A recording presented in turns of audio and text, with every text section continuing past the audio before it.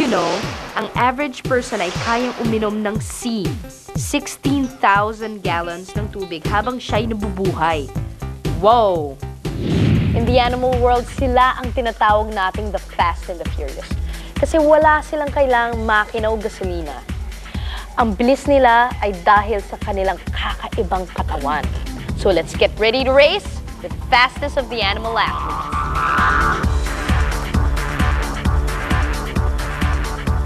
Sa animal world, madami ding unbelievable facts ang na-discover namin. Tulad na lang ng mga nakakagulat na talents and skills ng ating mga animal friends.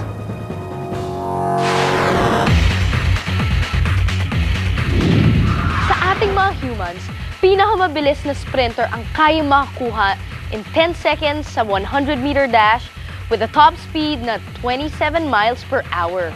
First sa ating fastest animal list, itong si ostrich, na siya ding biggest bird in the world. Kahit kayang lumipad ng big bird na ito, ay isa naman siya sa mga fastest animals on land. Ang kanyang secret, ang mga paa at legs na kayang kumaripas ng 35 miles per hour. Malapit lang kasi ng legs ng ostrich sa katawan niya, kaya naman mas madali niyang iswing to ng back and forth. Mas mabilis ang takbo. Ang bawat paa ng ostrich ay maaari ring ikumpara sa isang high-tech na running shoes. Ang mahabang toe niya ay parang spikes na bumabaon sa lupa, at ang mga ridges naman sa ilalim ng paa niya ay para hindi dumulas kung tumatakbo. May mga fatty tissues pa siya sa paa na nagsisilbing shock absorber, kaya kahit habulin pa siya ni coyote, hindi niya maaabutan ng roadrunner ng Animal Kingdom. Kung ang ostrich ang fastest bird runner, wala namang panama ito sa tunay na champion ng takbuhan, ang cheetah. Ang 100 meters para sa cheetah, no challenge dahil kayang-kaya niya itong kunin in just 4 seconds. At dahil kaya niyang tumakbo ng 60 miles per hour o mas mabilis pa. Siya ang tunay na gold medalist sa Animal Olympics. Ang kanyang sikreto, kakaibang body structure ng mga cheetah. May mahaba at maskularong legs, razor-sharp claws na parang spikes, at mga pads sa paa nito na parang gulong ng race cars. Kaya naman di dumudulas ang cheetah sa kahit anumang takbuhan.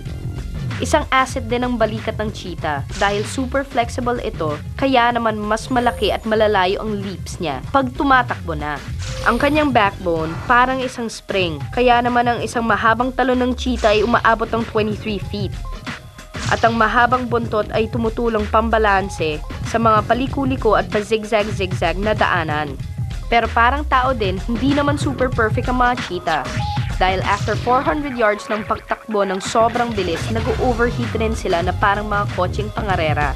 Kaya kailangan nilang magpahinga muna bago muling sumabak sa takbuhan. Tama, pahinga ka muna. Kung ang mga cheetahs ay nag-overheat kapag napagod, kakaiba naman ang mga cooling system ng mga wild dogs. Kaya nilang i-regulate ang kanilang body temperature, hindi tulad ng mga cheetahs. Asset nila ang kanilang malalaking mga tenga na puno ng blood vessels, na malaking tulong sa pagpapalabas ng kanilang body heat. Hindi man nila kayang talunin ang ibang animal sa pabilisan, lalaban naman sila sa patagalan. Kaya nilang sumunod sa mga herd sa layo ng 30 miles a day. Ang mga wild dogs, kung na-sense na nilang pagod na ang mga hayop na trip nilang kainin, sa kanila ito susunggaban, gamit ang bilis na 35 miles per hour. Kung karerahan lang ang usapan, hindi naman magpapahuli ang kabayo dahil nasa kanila ang combined talent ng pabilisan at patagalan. Kaya sa racetrack, sila ang bida. Kayang-kayang talunin ng mga kabayong pangarera ang isang race car sa pag-arangkada nito from its standing position. Napakalakas kasi ng mga legs ng mga ito. Sa likod ay may solid muscle na parang spring. Sa loob ng katawan niya ay kaya niyang doblehin ang oxygen supply niya sa katawan. Kaya more oxygen, more resistensya. Yan pala yung reason kung bakit favorite na hayop na pangarera ang kabayo at numero 1 pang katulong at sasakyan ng mga tao. Dude, you know kung saang bansa matatagpuan ang taong pinakamabilis tumakbo sa buong mundo? A. United States, B. Philippines, C. Japan. Ang sagot? Sa pagbabalik ng Gabby's Extraordinary 5.